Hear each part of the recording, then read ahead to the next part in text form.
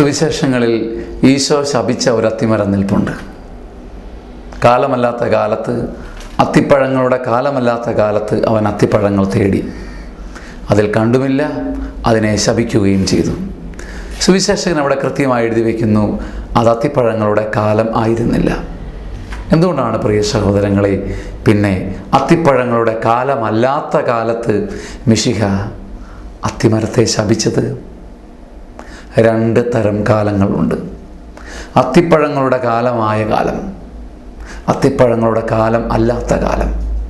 എൻ്റെ ഭാഗ്യങ്ങളും നന്മകളും എൻ്റെ വിജയങ്ങളുമൊക്കെ എന്നെ ചുറ്റിപ്പറ്റി നിൽക്കുന്ന കാലമാണ് അത്തിപ്പഴങ്ങളുടെ കാലം. ആ സമയത്ത് ഞാൻ ആരും പറയാതെ ദൈവത്തെ സ്തുതിക്കും.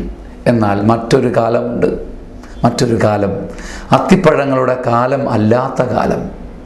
എന്ന് വെച്ചാൽ കണ്ണിൻ്റെ മുമ്പിൽ സന്തോഷിക്കാൻ ഒന്നുമില്ലാത്ത നേരം, എല്ലാ വാതിലും അടഞ്ഞ കാലം, എല്ലാം പരാജയപ്പെടുന്ന സമയം, പാപം മാത്രം കൈമുതലുള്ള നേരം. അത്തിപ്പഴങ്ങളുടെ കാലം അല്ലാത്ത കാലം.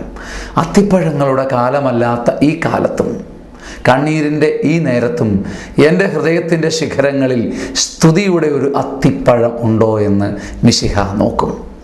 വിശുദ്ധ കുർബാനയിൽ പ്രാർത്ഥിക്കാറില്ലേ, മണ്ണും വിണ്ണും നിറയുന്നു മന്നവനവനുടെ മഹിമകളാൽ. എൻ്റെ ജീവിതത്തിനൊരു മണ്ണുണ്ട്, ഒരു താഴ്ചയുണ്ട്, വേദനയുടെയും ഭാരങ്ങളുടെയും താഴ്ച, മണ്ണ്.